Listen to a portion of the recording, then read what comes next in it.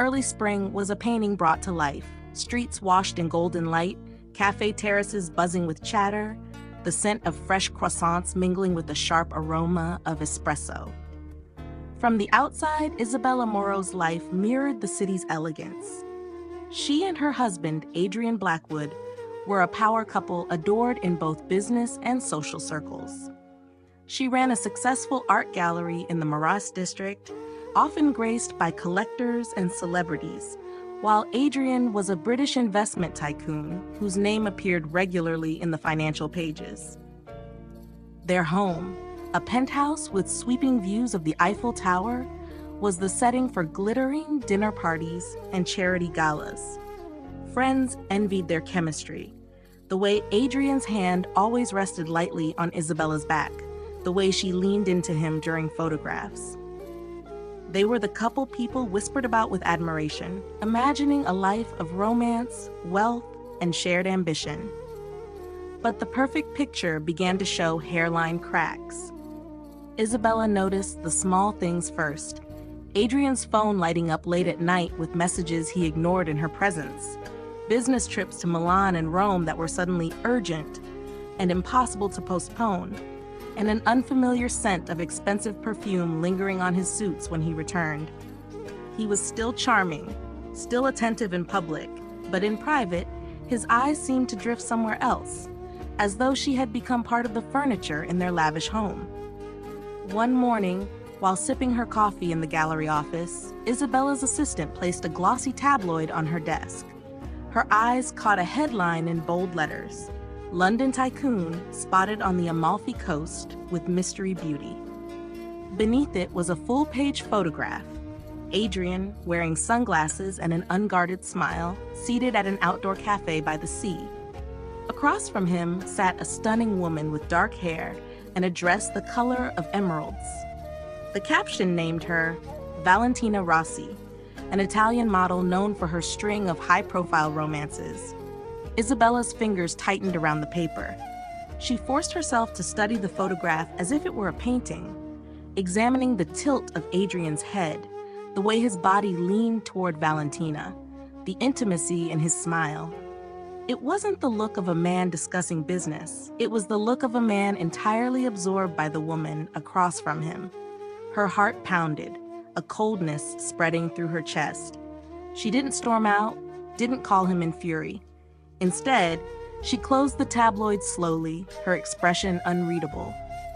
Years of dealing in art had taught her that appearances could be deceiving, that what people saw on the surface was rarely the whole truth. But the truth here was beginning to take shape, and it was far uglier than the life she had so carefully curated. That afternoon, as she walked along the Seine, the city's beauty felt muted. The air seemed heavier, the sounds of Paris more distant. She knew the photograph wasn't just a misunderstanding, and deep down, she feared this was only the first glimpse of something much larger.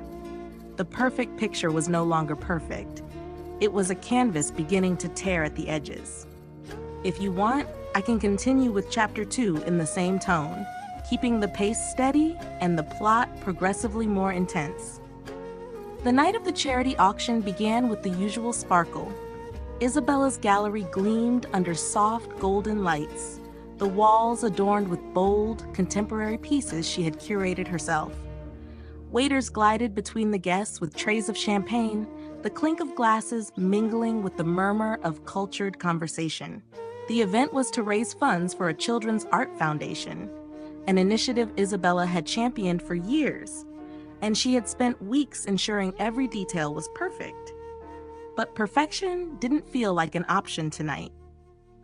As she moved through the crowd, offering polite smiles and greeting familiar faces, she caught fragments of a conversation drifting from a cluster of women near the sculpture display. They spoke in hushed tones, but their voices carried just enough to reach her. Amalfi Coast, darling, and not with his wife. The model, Valentina something. She's stunning. I heard she's only 26. Poor Isabella, she must have no idea. Isabella's chest tightened, her pulse quickening. She kept her back turned to them, pretending to study a bronze piece, but each word felt like a needle sliding under her skin. The humiliation burned, not just because of Adrian's betrayal, but because strangers were talking about it as though it were some delicious piece of gossip to be passed around over champagne. She straightened, forcing her expression into its familiar mask of grace, and checked her watch. Adrian was already 45 minutes late. The guests were beginning to notice. She tried calling him earlier, but the call went unanswered. Just as she was about to give up hope of his arrival, the gallery doors opened and in he walked. Confident, handsome, impeccably dressed, and reeking of the same heady floral perfume she had smelled on his suits before, Valentina's perfume. Adrian smiled as though nothing were amiss, kissing her cheek lightly. "Sorry I'm late. Traffic," he murmured, the lies slipping out as easily as his charm.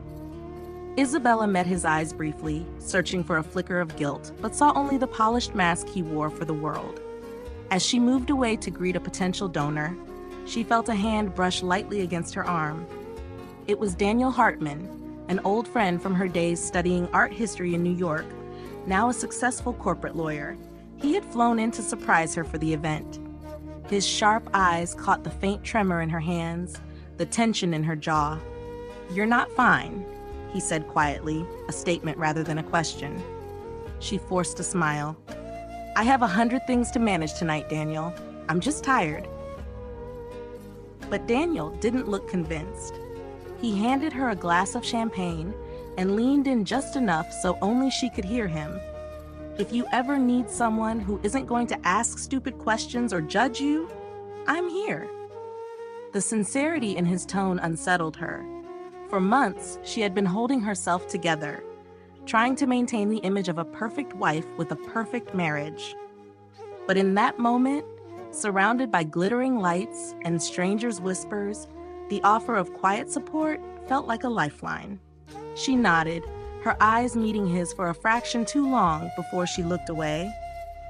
She didn't know yet how she would respond to Adrian's betrayal. But something inside her shifted that night. A small, deliberate step away from denial and towards something colder, sharper. The seed had been planted, and though she didn't realize it yet, it would one day grow into the plan that would change everything. I can continue straight into Chapter 3, The Glass Shatters, keeping this same style and pacing so the tension builds naturally. The penthouse was quiet when Isabella returned from the gallery that night. The lights from the Eiffel Tower spilled through the floor-to-ceiling windows, casting a soft gold over the sleek marble floors. Adrian was already there, lounging on the white leather sofa with a glass of whiskey in hand, scrolling through his phone as though nothing in the world could disturb his calm. She stood in the doorway for a moment, watching him.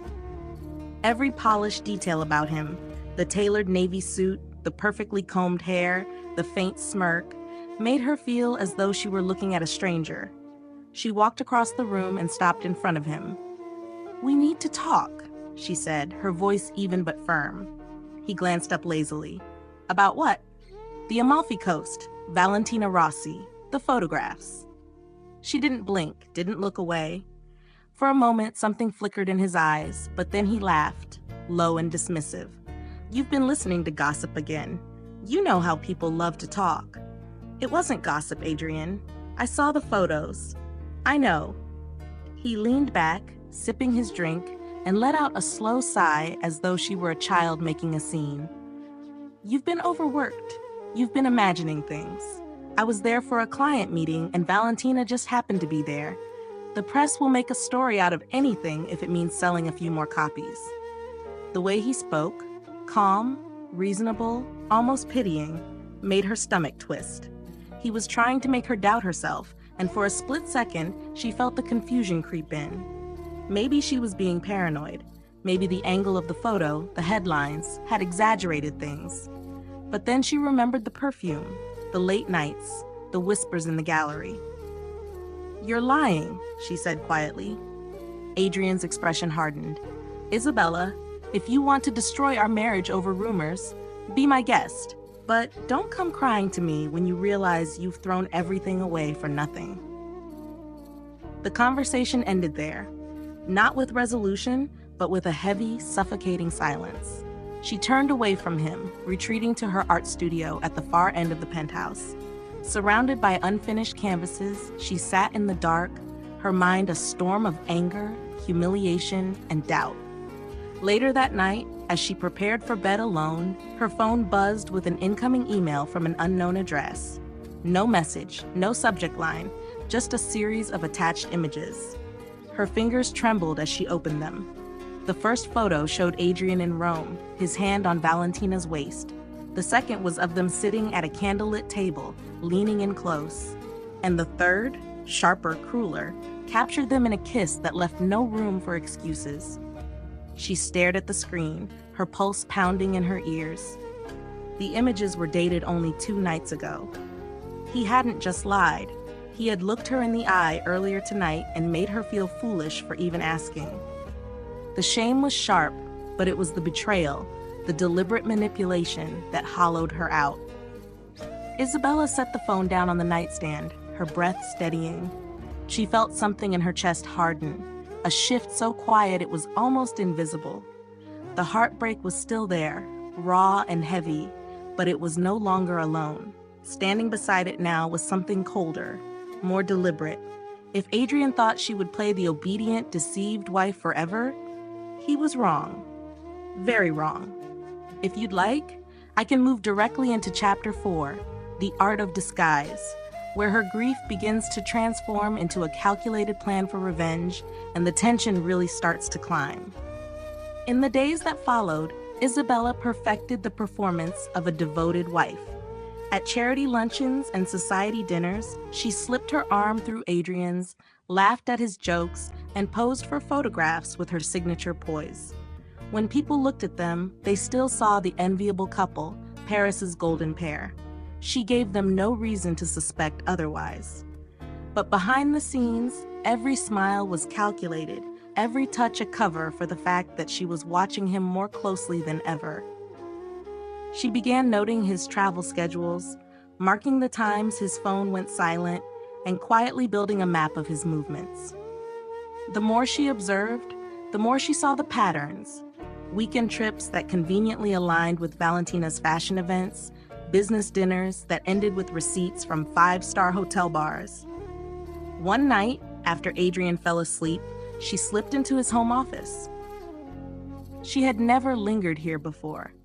It was his domain, filled with neatly arranged ledgers, stacks of correspondence, and a locked drawer she'd once been told to never worry about. She worked quickly, photographing documents, forwarding files from his email to a private account she'd created under an alias.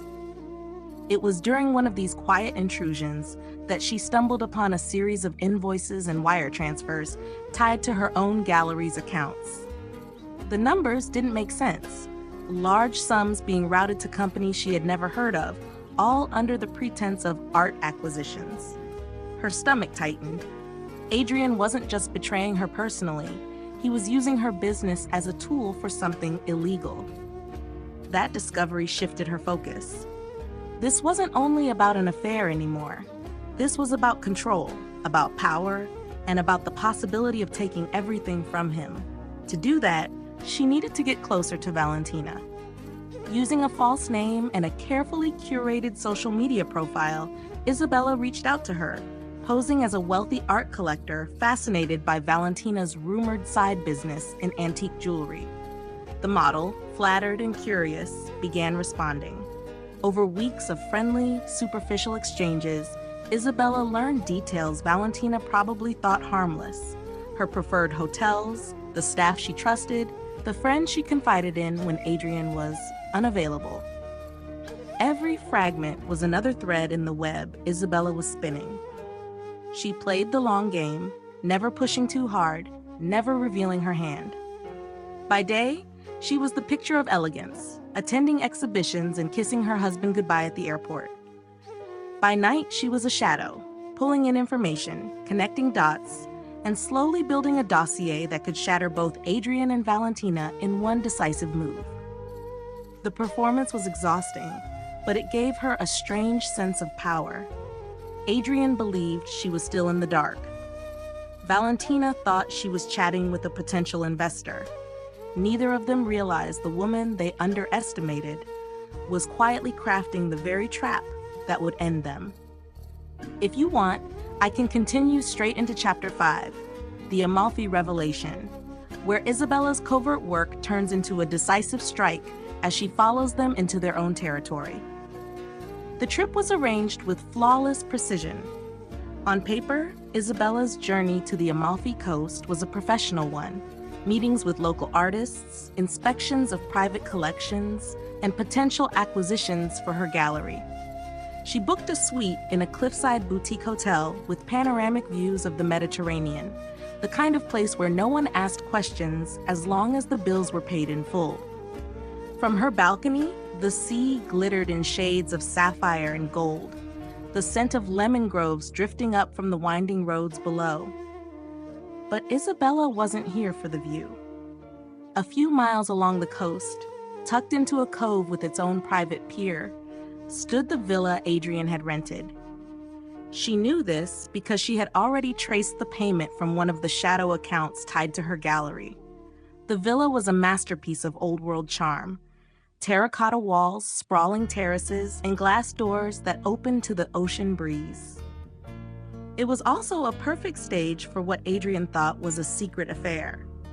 Using the name from her false online identity, Isabella had arranged with a discreet local contact to install 2 small cameras, one in the living area, aimed at the couch where they would drink their evening wine, and another on the terrace where the waves masked their voices from neighbors, but not from the microphone she had hidden in a potted olive tree.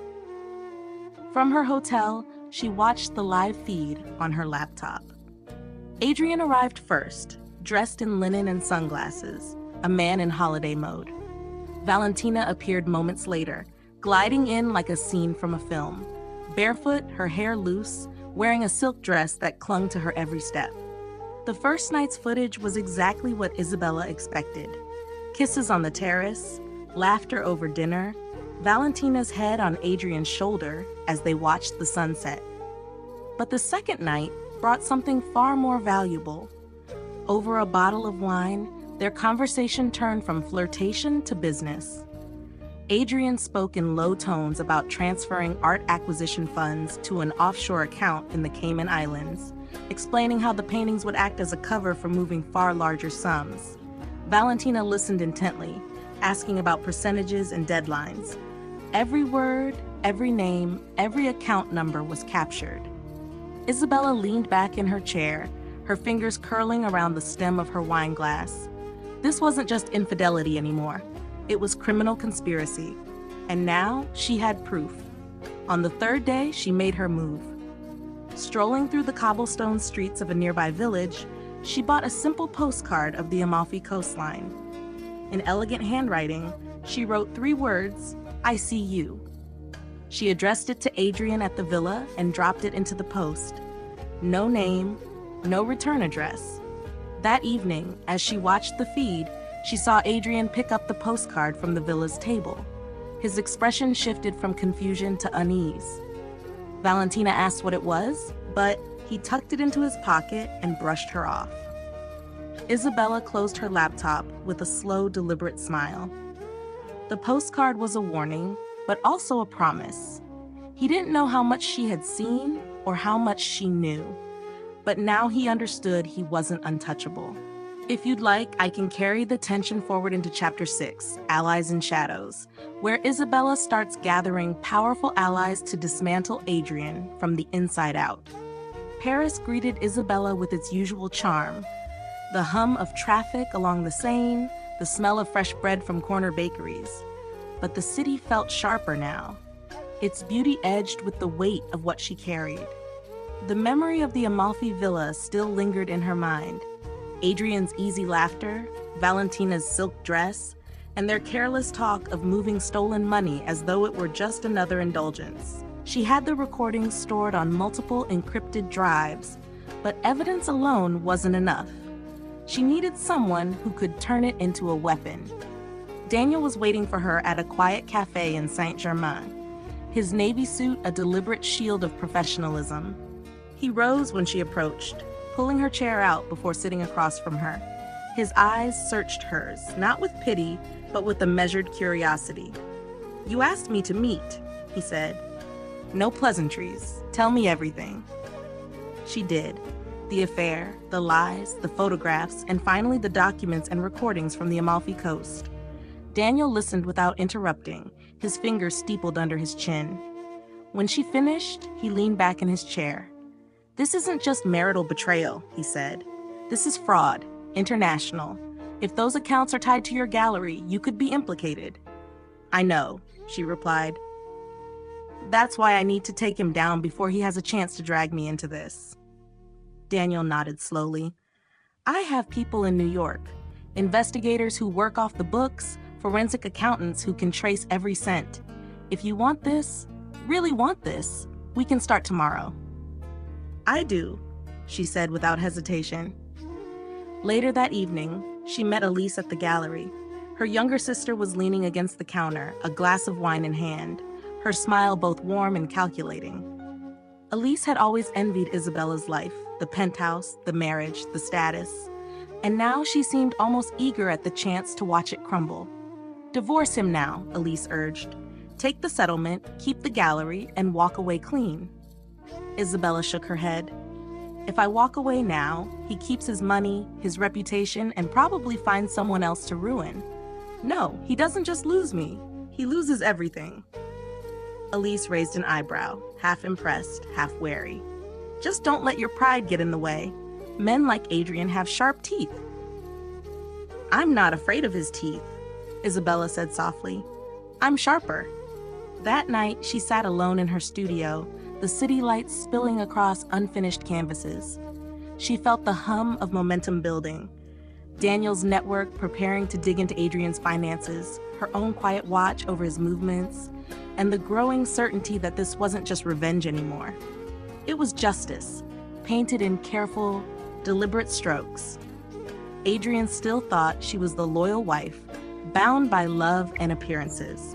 Soon, he would discover the truth. She was the shadow behind him, and the shadow was closing in.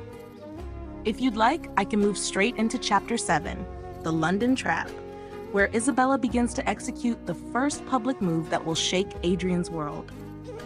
The invitation to London was delivered to Adrian in the most innocent way possible, a casual mention over breakfast that her gallery had been asked to co-sponsor a charity gala at the Royal Academy of Arts. "It's important for us to be seen there together," Isabella said, pouring his coffee with the same calm grace she had always shown. He agreed without hesitation, eager for another opportunity to display their seemingly unbreakable partnership. The night of the gala, the city was wrapped in winter's chill, the streets glistening from a light rain. Isabella arrived with Adrian in a sleek black car, stepping out in a deep emerald gown that caught the light like a jewel. Cameras flashed as they entered, Adrian's hand resting lightly at her waist for the benefit of onlookers. Inside, the hall shimmered with crystal chandeliers and the soft hum of refined conversation. Isabella moved through the crowd with practiced ease, introducing Adrian to art patrons, dignitaries, and wealthy donors.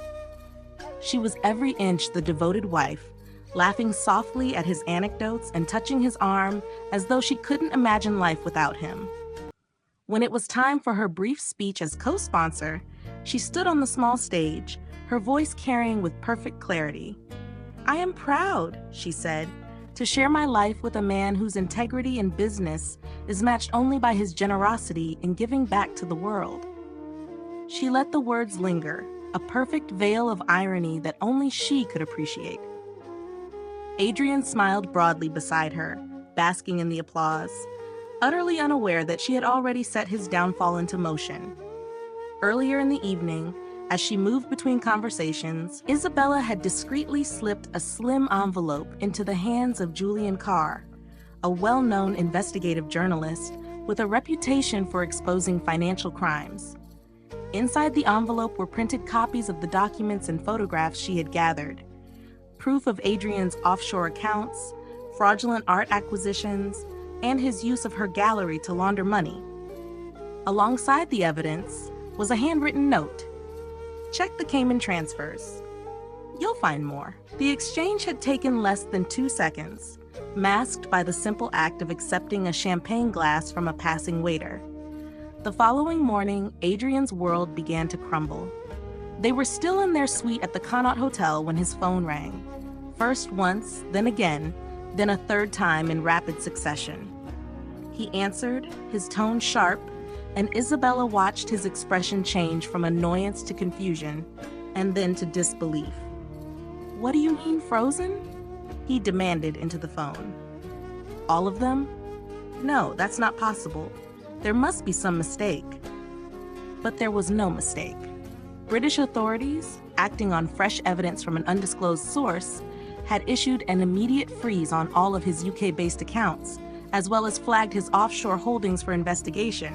Credit cards were declined, transfers were blocked, and the quiet hum of financial power he had always relied on was suddenly silenced. He paced the room, making calls that went unanswered, his confidence fraying with every passing minute.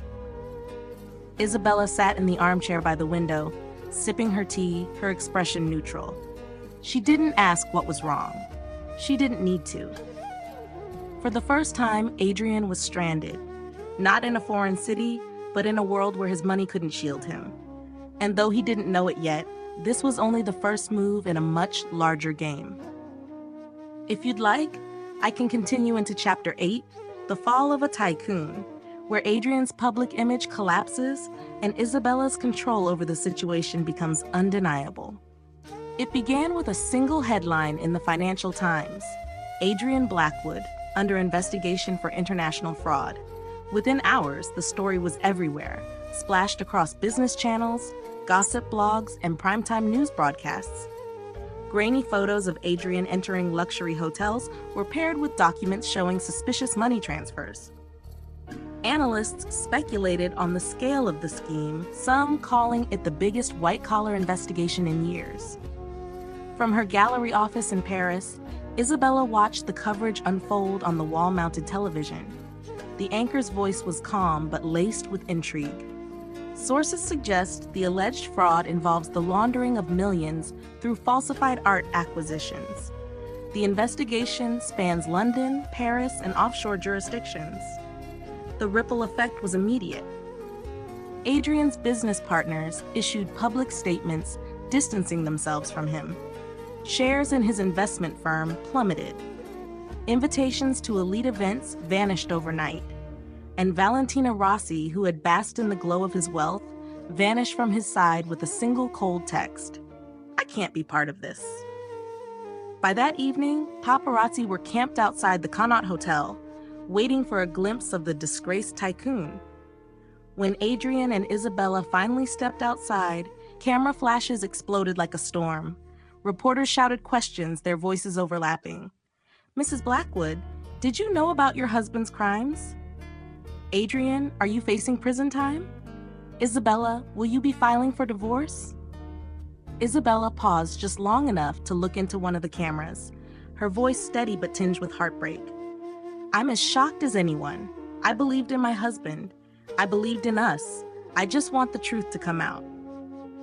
The clip aired on every major network, framing her as the elegant, wronged wife caught in a scandal she never saw coming. Back in the suite, the atmosphere shifted.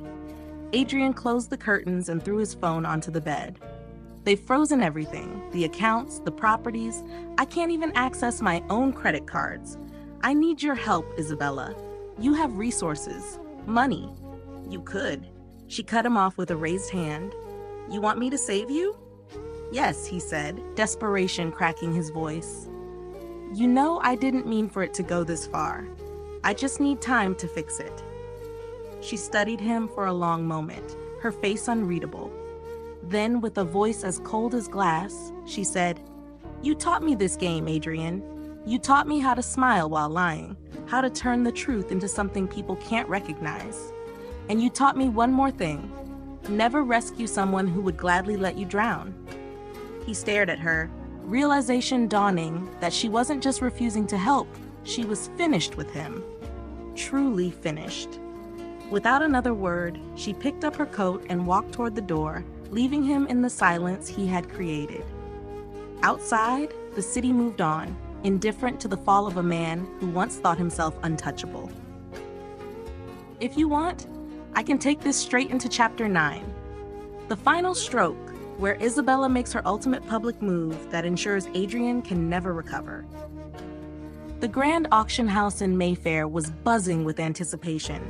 Collectors, dealers, and the curious wealthy gathered under glittering chandeliers, each eyeing the catalog that listed the evening's offerings. Adrian Blackwood's possessions. Paintings that once hung in their Paris penthouse, rare watches, antique furniture, even the wine collection Adrian had boasted about for years. All of it was here, stripped of its aura of untouchable wealth and reduced to numbered lots. Isabella arrived in a tailored black dress, the image of quiet authority. She took her seat in the front row, flanked by Daniel on one side and the auction house director on the other. The media had been invited, their cameras discreetly stationed at the back of the room. Every flash of a camera, every note scribbled by a reporter was another thread woven into the image she had so carefully crafted, the strong, dignified woman turning her husband's disgrace into something noble. The auctioneer began, his voice ringing through the room. One by one, Adrian's treasures went under the hammer.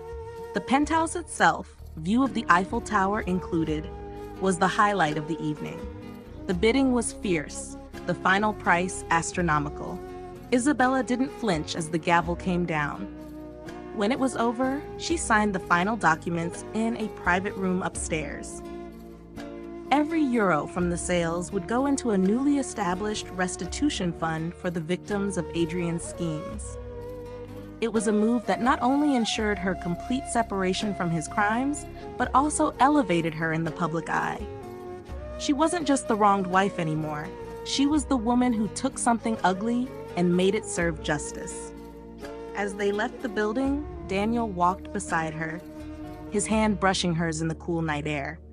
"You know," he said quietly, "I've admired your strength for years, even before all this, but watching you now, it's something else entirely." She looked at him, the warmth in his voice almost unsettling after so many months of calculation and coldness. "Daniel," she said softly, "I'm grateful, truly, but I'm not ready for whatever that could be." He nodded, his expression understanding. "I'm not going anywhere. Take the time you need." They paused at the curb as the driver opened the car door for her. She glanced back at the glowing auction house, the place where she had erased the last remnants of the life she once thought she wanted. The city lights reflected in her eyes, bright but edged with shadows. The world saw a woman triumphant, but inside she knew the scars were still there, deep, invisible, and hers alone to carry. As the car pulled away, Isabella felt no regret. She had played her final stroke with precision. Adrian was finished. The gallery was safe. The world admired her. But she wasn't ready to love again. Not yet. The game had ended, but the echoes of it would follow her for a long time. If you want, I can now finish with Chapter 10, The Woman Untouched, giving Isabella's closing chapter an elegant but powerful conclusion to the arc. Would you like me to continue? Chapter 10, The Woman Untouched.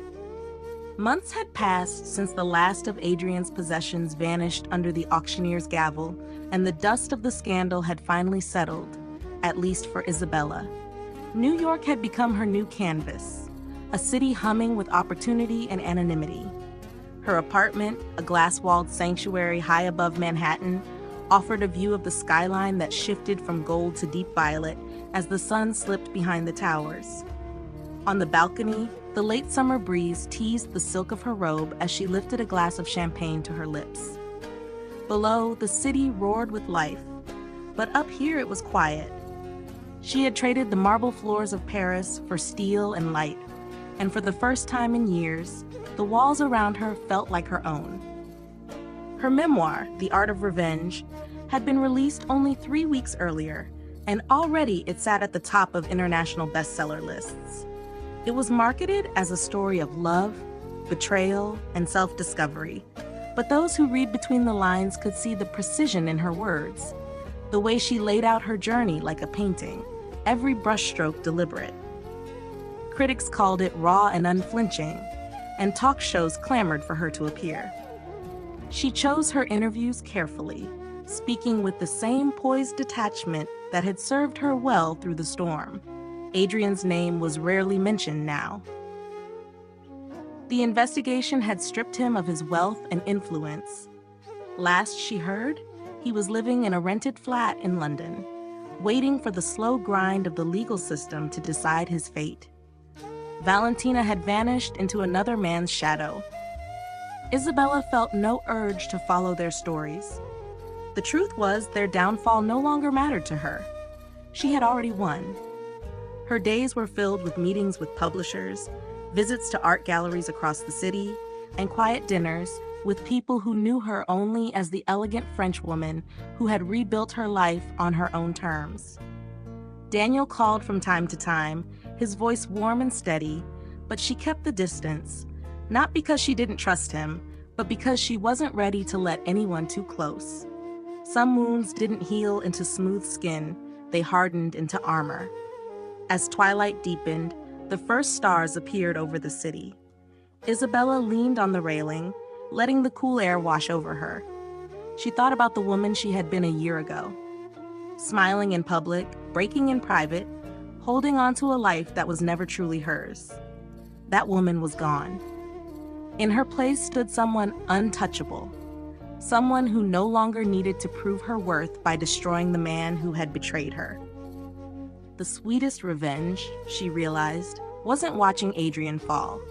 It was standing here, high above a city that was hers for the taking, free, unafraid, and untouched by the past. She raised her glass toward the skyline, not in a toast to what she had lost, but to everything she had gained. This was her life now, and she intended to live every moment of it,